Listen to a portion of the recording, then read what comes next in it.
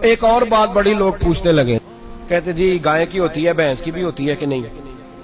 چلو جی اب نئی بات نکل آئی۔ حدیث پاک میں لفظ آیا اونٹ کا، نبی پاک نے فرمایا بکرا 1 سال کا، گائے 2 سال کی، اونٹ 5 سال کا۔ حدیث میں لفظ آ گیا اونٹ کا۔ اب کو بندہ کہے پہلے بتائیں نر کا کہ مادہ کا، تو میں کدھر سے آپ کو حدیث نکال کے دوں جس میں نر بھی اور مادہ علیحدہ علیحدہ ہو؟ حدیث پاک میں ذکر آ گیا دمبے کا، مینڈے کا۔ اب باقی جو سارے جاگ رہے ہیں نا، اب غور فرمائیں، باقی ایک بکرا ہے، ایک چھترا ہے، ایک دمبا ہے، ایک دیسی بکرا ہے، ایک پہاڑی بکرا ہے، تو علیحدہ علیحدہ لفظ کہاں سے نکال کے دیے جائیں؟ یہ ساری انواع ہیں، اقسام ہیں، نوع ہیں۔ اسی طرح بھینس بھی گائے کی ایک قسم ہے۔ امام اعظم ابو حنیفہ فرماتے ہیں النوع منہ، یہ اس کی ایک قسم ہے، نوع میں سے ہے، گائے کی نوع میں سے ہے۔ آپ عام لفظ بولتے ہیں تو کہتے ہیں بکرا چھترا گائے بھینس، عام لفظ ہے نا۔ تو جب گائے کہہ دیا تو اب کو بندہ کہے گائے آیا تو پہلے بتائیں گائے تو ہے تو اس میں بیل شامل ہے کہ نہیں؟ تو گائے کی جتنی قسمیں ہیں نا، ہمارے محدثین بھینس کو گائے میں شامل کرتے ہیں۔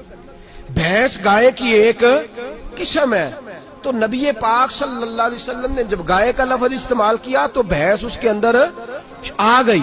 تو اگر گائے کی قربانی جائز ہے تو بھینس کی قربانی بھی جائز ہے، اگر بیل کی قربانی جائز ہے تو کٹے کی قربانی بھی 100% جائز ہے۔ اس کے اندر 7 حصے ڈالے جائیں گے، اسے قربان کیا جائے گا، یہ جائز ہے۔ اگر آپ صریح لفظ نکال کے دکھانے کو کہیں گے تو پھر تو بڑی چیزوں میں لوگ الجھ جائیں گے۔